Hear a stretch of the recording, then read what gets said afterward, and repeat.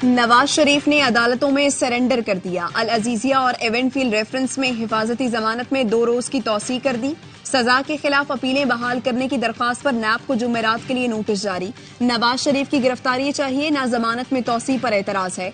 अदालत के सवाल पर नैब का जवाब। अदालत ने नैब से पूछा, शरीयत के तकाजे पूरे करते हुए दोबारा पूछते हैं, क्या आप गिरफ्तार करना चाहते हैं? नैब प्रोसिक्यूटर जनरल ने कहा, गिरफ्तारी नहीं चाहते।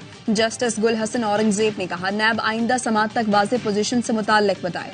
तोशाखाना केस में भी नवाज शरीफ के दायमी वारंट मंसूख, जमानत मंजूर। 10 लाख रुपए की जमानती मचलके जमा करा दिए। आइंदा हाजिरी से इस्तिस्ना की दरख्वास्त दायर की तो जज मोहम्मद बशीर ने कहा, फर्दे जुर्म के लिए तो आना ही पड़ेगा। नवाज शरीफ की हाजिरी उनकी नशस्त पर ही लगवाई गई। एहतसाब अदालत ने नवाज शरीफ की जब्त प्रॉपर्टी वापस करने की दरख्वास्त पर नैब को नोटिस जारी कर दिया।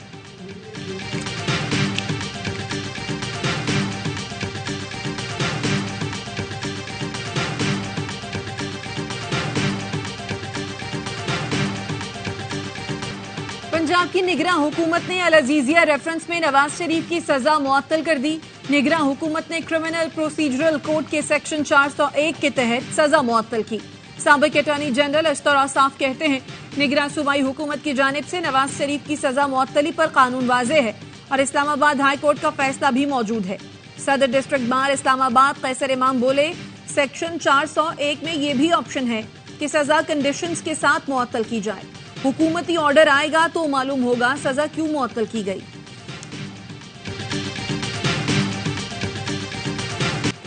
आलमी बरादरी इजरायली जारहियत रुकवाए, गजा पर ताकत का गैर कानूनी इस्तेमाल को रोका जाए। Army chief general Asim Munir का मुतालबा। आर्मी चीफ से फलस्तीनी सफीर अहमद जवाद की मुलाकात। आर्मी चीफ का गजा में जारी जंग में फलस्तीनियों के जानी नुकसान पर इजहार ताजियत। शहरी आबादी, स्कूलों, इमदादी कारकुनों, अस्पतालों पर हमलों की शदीद मजम्मत। जनरल आसिम मुनीर ने कहा, शहरियों के तहफ़्फ़ुज़ और बैनुल अक़वामी क़वानीन की पासदारी की जाए। इस जंग को दहशत गर्दी के साथ जोड़ना नादानी होगी। आर्मी चीफ का 1967 से पहले की सरहदी बुनियाद पर कायम फलस्तीनी रियासत की उसूली हिमायत के आज़म का यादा। गजा के लिए इंसानी हमदर्दी में राहदारी खोलने का मुतालबा भी कर दिया।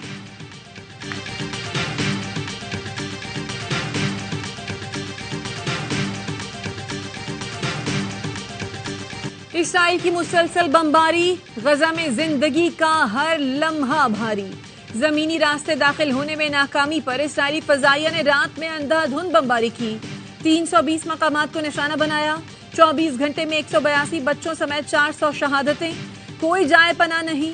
इसराइल ने पनाह गुज़ीन कैंपों पर भी मिसाइल बरसाने शुरू कर दिए। गजा के इंडोनेशिया अस्पताल की बिजली मुकम्मल तौर पर बंद। ईंधन की किल्लत से इंक्यूबेटर्स में बच्चों और डायलिसिस के मरीजों की जिंदगी खतरे में पड़ गई। इसराइली वजीर आजम के मुशीर का कहना है, हमास यरगमालियों को रिहा भी कर दे तब भी ईंधन फराहम नहीं किया जाएगा। हमास का अरब मुल्कों और अक़वाम मुत्तहिदा से अस्पतालों के लिए ईंधन फौरी फराहम करने का मुतालबा। रफा क्रॉसिंग पर इजरायली जारहियत गजा जाने वाले इमदादी सामान के 40 ट्रकों का काफिला फंस गया। अक़वाम मुत्तहिदा का कहना है, मुतासरीन के लिए यौमिया 100 इमदादी ट्रकों की जरूरत है। गजा पहुंचने वाला सामान यौमिया जरूरियात का 4% भी नहीं। गजा में अस्पतालों को ईंधन और जान बचाने वाली दवाइयों की शदीद किल्लत का सामना। बमबारी से बेघर होने वाले शहरियों में वबाई अमराज को कंट्रोल करने के लिए भी कोई इंतजामात नहीं है। अमरीका ने गजा में जंगबंदी के लिए मुज़ाकरात इस्राएली कैदियों के रिहाई से मशरूत कर दिए। जो बाइडन ने कहा, हमास पहले कैदी रिहा करे फिर बात कर सकते हैं। हमास का इसराइल पर हमले का मकसद इसराइल और सऊदी अरब के ताल्लुकात में खलल डालना था। तर्जुमान इसराइली फौज का कहना है, इसराइल मशरिक़ वस्ता में अमरीकी तजुर्बे से सीख रहा है। जंग तवील हो सकती है। हमास ने 2 ज़ईफ कैदी इसराइली ख़वातीन को रिहा कर दिया। हमास के तर्जुमान का कहना है, कतर और मिस्र की सालसी के बाद कैदियों को छोड़ा गया। दोनों को इंसानी हमदर्दी और खराब सेहत की बुनियाद पर रिहा किया गया। इंसानी जानों को नजरअंदाज करना इजराइल को महंगा पड़ सकता है। साबिक अमरीकी सदर बाराक ओबामा ने इजराइल को खबरदार कर दिया। कहा, पानी और खाना बंद करने से फलस्तीनियों के रवैये मजीद सख्त हो जाएंगे। महासरों से इजराइल को हासिल बैनुल अक़वामी हिमायत भी कमजोर पड़ जाएगी। फ्रांसीसी सदर तल अबीब पहुंच गए। इजरायली हम मनसब से मुलाकात में कहा, जंग में इजराइल अकेला नहीं।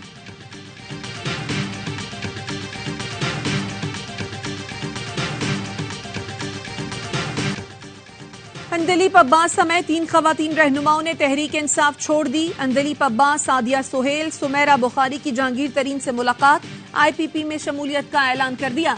फिरदौस आशिक आवान के साथ प्रेस कॉन्फ्रेंस में अंदलीप अब्बास ने कहा, हमने माजी को भूलकर आगे बढ़ना है। पार्टी और फर्द कौमी कौज से बड़े नहीं होते। सादिया सुहेल बोली, पार्टियों से बालातर होकर मुल्क के मफाद की खातिर हम आज यहां बैठे हैं। इस्लामाबाद हाई कोर्ट ने चेयरमैन PTI की साइफर केस का ट्रायल रोकने की इस्तदा मुस्तरद कर दी। जस्टिस मियां गुल हसन औरंगजेब ने रिमार्क्स दिए, अभी हम आपको कोई उबूरी रिलीफ नहीं दे सकते, किसी शख्स के लिए रूल्स की खिलाफ वर्जी नहीं कर सकते। ये दरख्वास्त काबिल समाअत है या नहीं, फैसला बाद में होगा। वकील सलमान अकरम राजा का कहना था, कहा गया मुलजिम की सिक्योरिटी के लिए जेल ट्रायल किया जा रहा है। मुलजिम से तो पूछा ही नहीं गया, ना मुलजिम ने कहा सिक्योरिटी खदशात पर जेल ट्रायल किया जाए।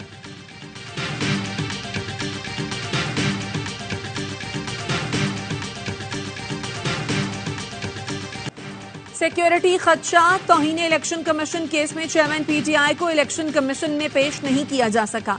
इलेक्शन कमीशन ने रिमार्क्स दिए, वजारत दाखिला एक शख्स को सिक्योरिटी नहीं दे सकती तो इलेक्शन कैसे कराएंगे। AIG ऑपरेशंस ने कहा, गुंजानाबाद रावलपिंडी खतरात से खाली नहीं। वजारत दाखिला ने समात अडयाला जेल में करने की तजवीज दी तो इलेक्शन कमीशन ने कहा, वजारत दाखिला कैसे हमें हुक्म दे सकती है। इलेक्शन कमीशन ने सेक्रेटरी दाखिला को तलब करते हुए समात 13 नवंबर तक मुलतवी कर दी।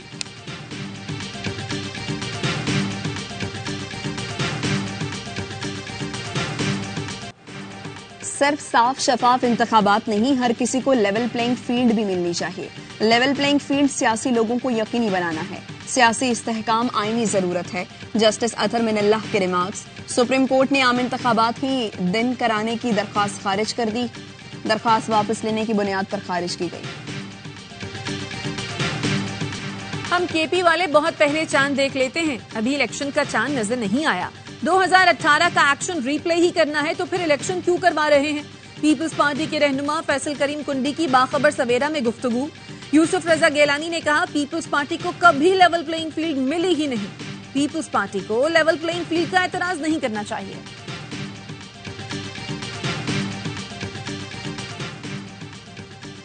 इंसदादे पोलियो मुहिम में पाकिस्तान के इदारों का किरदार लायक तहसीन है।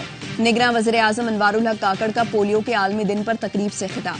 कहा, इंसदादे पोलियो एक कौमी कॉज है, सबको मिलकर कोशिशें करना होंगी। सहाफी अरशद शरीफ की बेवा ने केनिया पुलिस के खिलाफ मुकदमा दर्ज करा दिया। इल्जाम आयद किया कि अरशद शरीफ के कत्ल की आजादाना तहकीकात नहीं की गई। वकील ओशैल डॉडले का कहना है, केनिया पुलिस के खिलाफ मुकदमा दर्ज हो चुका, अदालती अहकामात का इंतजार है। दरखास्त में मौक़िफ़ इख्तियार किया गया है कि मुलव्विस पुलिस एहलकारों को गिरफ्तार या तहकीकात न करने से जाहिर है मामले को दबाया जा रहा है।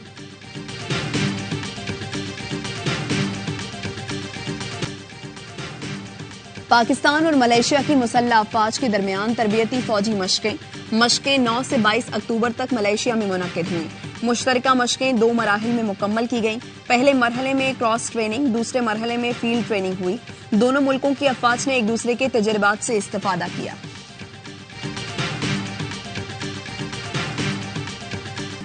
पाकिस्तान का गौरी वेपन सिस्टम का कामयाब तजुर्बा। आर्मी स्ट्रेटेजिक फोर्स कमांड के कमांडर ने मुशाहिदा किया।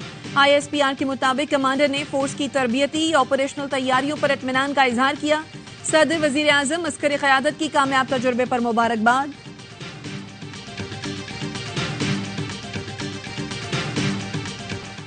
पाकिस्तान की मुसल्लह अफवाज अक़वाम मुत्तहिदा के चार्टर के उसूलों पर अमल पैरा है।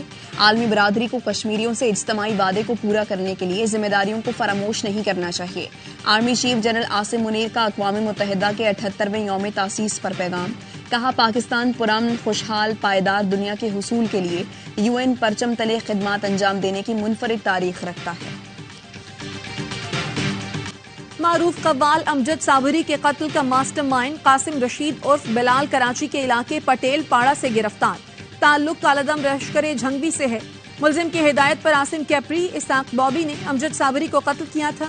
CTD के मुताबिक मुलजिम जेल से रिहा होने के बाद अपने साथियों को दोबारा फाल कर रहा था। गैर कानूनी तौर पर मुकीम गैर मुल्कियों को पाकिस्तान छोड़ने की मोहलत में 7 दिन बाकी। 31 अक्टूबर तक पाकिस्तान नहीं छोड़ा तो कानून नाफिज करने वाले इदारे गिरफ्तारी और मुल्क बदरी को यकीनी बनाएंगे।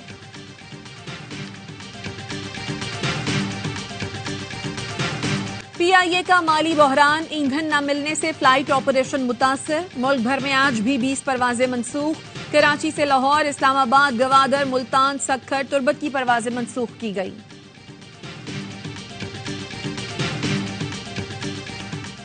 गैस कीमतों में 200% तक इजाफा। घरेलू सार्फिन के लिए गैस 172% तक महंगी हो गई। इक्तिसादी राबता कमेटी ने गैस कीमतों में इजाफे की समरी मंजूर कर ली। हुकूमत ने सार्फिन पर 395 अरब का इजाफी बोझ डाल दिया। नौ मुंतखब मालदीवी सदर डॉक्टर मोहम्मद मोइजो का हिंदुस्तानी फौज को मालदीव से निकल जाने का हुक्म। कहा, हम मालदीव की सरजमीन पर किसी गैर मुल्की फौज को बर्दाश्त नहीं करेंगे। मालदीव की फौज ने इंकशाफ किया कि मुल्क में मौजूद हिंदुस्तानी तैयारे मालदीव की जासूसी के लिए इस्तेमाल होते हैं। पाकिस्तान समेत दुनिया भर में आज पोलियो से बचाव का दिन मनाया जा रहा है। गवर्नर सिंध का पैगाम।